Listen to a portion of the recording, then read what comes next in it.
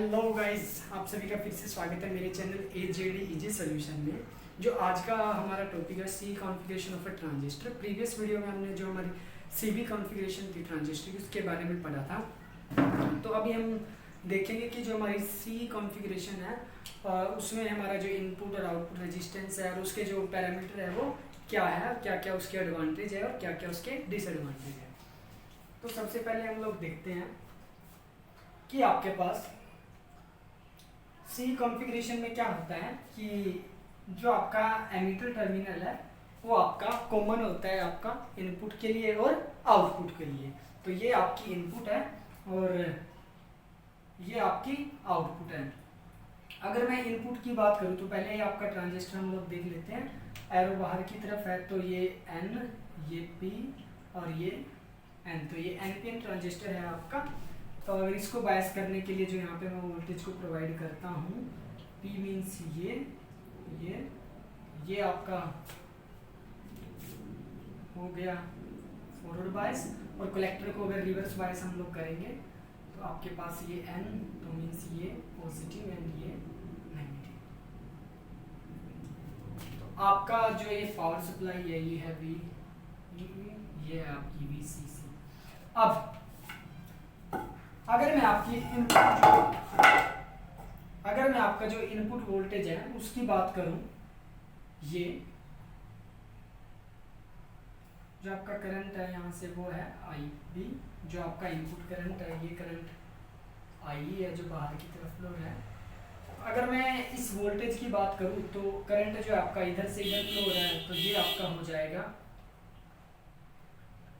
VBE। आपकी जो input voltage है वो VBE है। ऐसे ही अगर मैं आउटपुट वोल्टेज की बात करूं तो आउटपुट जो है वो आपकी कलेक्टर टू एमीटर टर्मिनल आपकी ली जा रही है। तो आपकी जो आउटपुट वोल्टेज होगी वो कुछ इसके क्रॉस में आपकी होगी, तो वो आपकी होगी। आपका जो करंट है वो कुछ IC है, वो कुछ इस तरह से फ्लो हो रहा है। तो जो आपका आउटपुट वोल्टेज है वो होगा, ये जो पाथ है वो आपका ऐसे कंप्लीट हो रहा है। तो जो आपका आउटपुट वोल्टेज है वो आपका होगा VCE। अब अगर हम बात करें सैचुरेशन रीजन में, ये देखो इनिशियल में क्या है कि अगर आपका ये जो रिवर्स बायस है, अगर हम एक्टिव रीजन की बात करें तो ये आपका रिवर्स बायस में होगा। अगर सैचुरेशन की हम बात करें तो ये आपका फॉरवर्ड बायस में होगा। तो अगर हम वैसे बात करें तो इसके अक्रॉस में जो आपकी वोल्टेज होगी वो आपकी होगी VEE माइनस VCC। तो ये आपकी जो वोल्टेज है वो इसके अक्रॉस में आपकी होगी। तो sorry VBE minus.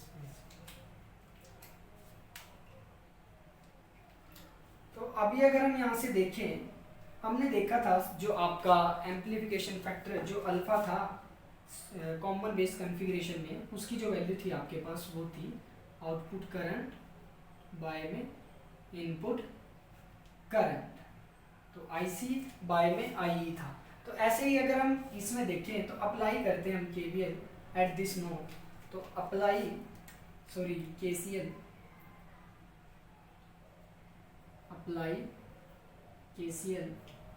At the junction. तो यहाँ से हमें दिखाई दे रहा है कि जो आपका IB करंट है वो आपका इनकमिंग करंट है और जो IC है वो भी आपका इनकमिंग करंट है। जो IE है वो आपका आउटगोइंग करंट है। तो outgoing current is equal to incoming current. तो ये हमने देखा। अभी अगर मैं यहाँ से जो आपका आउटपुट करंट है अगर मैं उसकी बात करूँ तो वो जो था आपके पास in CB configuration IC is equal to alpha IE plus में ICBO। तो ये आपके पास था।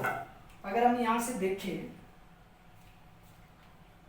अगर IE की वैल्यू को यहाँ पे हम लोग पुट करें तो आपके पास IC इज इक्वल टू आपका हो जाएगा आई सी प्लस में आई बी प्लस में आई सी बी ओ। तो ये आपका हो जाएगा। अगर मैं इसको थोड़ा सिंप्लीफाई करूं, I C is equal to alpha I C plus में अल्फा आई बी प्लस में आई सी बी ओ। अब अगर मैं यहाँ से जो आपका आई सी है minus alpha I C is equal to alpha I B plus में आई सी बी ओ। अगर मैं यहाँ से आई सी कॉमन लूँ तो आपके पास हो जाएगा 1 माइनस अल्फा, और ये आपका हो जाएगा अल्फा आई बी प्लस में आई सी बी ओ।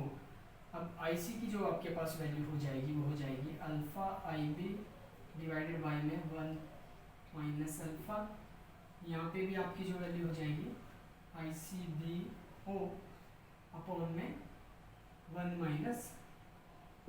अभी जो आपके पास अगर यहाँ से हम ये इसको इक्वेशन 1 देके अगर हम इसको यहाँ पे लिखें I is equal to I C plus में आई बी, और इसको हम डिवाइड कर दें अगर आई सी से,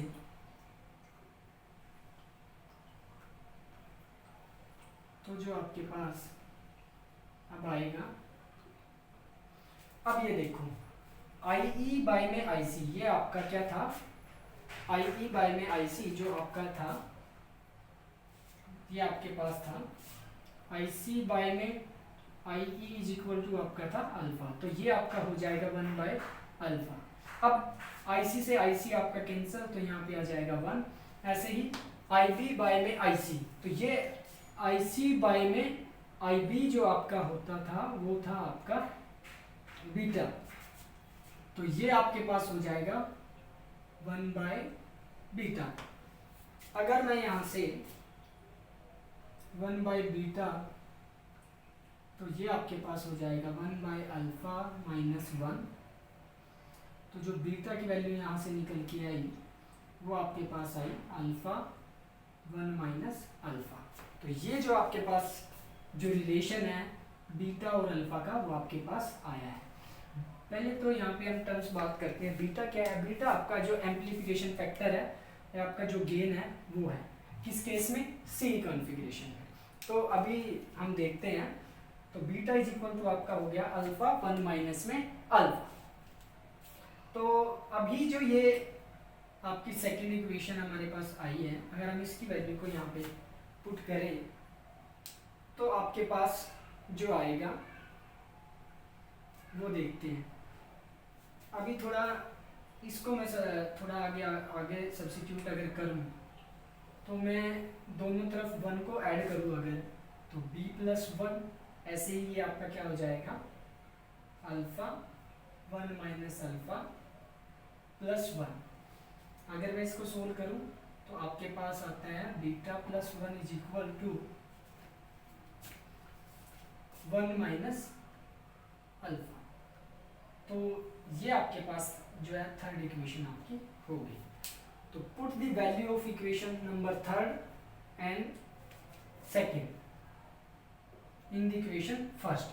अगर मैं इसकी जो वैल्यू है यहाँ पे सब्स्टिट्यूट करता हूँ, तो जो put the value equation second and third in equation 1, तो यहाँ से जो आपका IC है वो आपका हो जाएगा IC इज इक्वल टू आपका अल्फा 1 माइनस अल्फा आपका होता है बीटा, तो ये आपका भी हो जाएगा बीटा IB, और ऐसे ही ये आपका 1 minus alpha is equal to beta plus में 1 ICBO। अब यहाँ पे जो एक देखने वाली बात है वो क्या है कि जो आपका ICBO ICEO ये आपका क्या है? लीकेज करंट है जो आपका ड्यूरिंग द रिवर्स बायस में आपका या मैग्नेटिक चार्ज कैरियर है जो उनकी वजह से जो आपका फ्लो होता है तो वो आपका होता है IC। जो उसकी वैल्यू आपकी होती है वो होती है बीटा प्लस 1 ICBO। मतलब कि जो इसमें आपके सी कॉन्फ़िगरेशन में मैग्नेटिक चार्ज कैरियर है उनकी स्ट्रेंथ ज़्यादा है तो आपका जो लीकेज करंट है वो भी ज़्यादा है जो आपका कॉमन बेस कॉन्फ़िगरेशन में था उससे। तो ICEO is much greater than beta plus 1 ICBO से। तो यहाँ पे जो आपकी फाइनल इक्वेशन होगी, अगर हम जो आपकी फाइनल इक्वेशन है ये इसको यहाँ पे लिखें तो आपके पास क्या हो जाएगा, IC is equal to beta IB plus, अब ये बीटा प्लस 1 आपका ICE हो गया, ICEO। तो फाइनल इक्वेशन जो आपके पास IC की आई है वो ये है।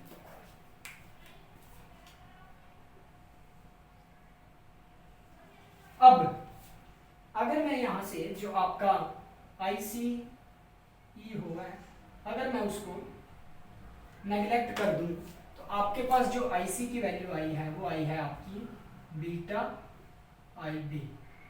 तो जो आपका कलेक्टर करंट होता है in case of C configuration वो आपका होता है बीटा IB, बीटा IB।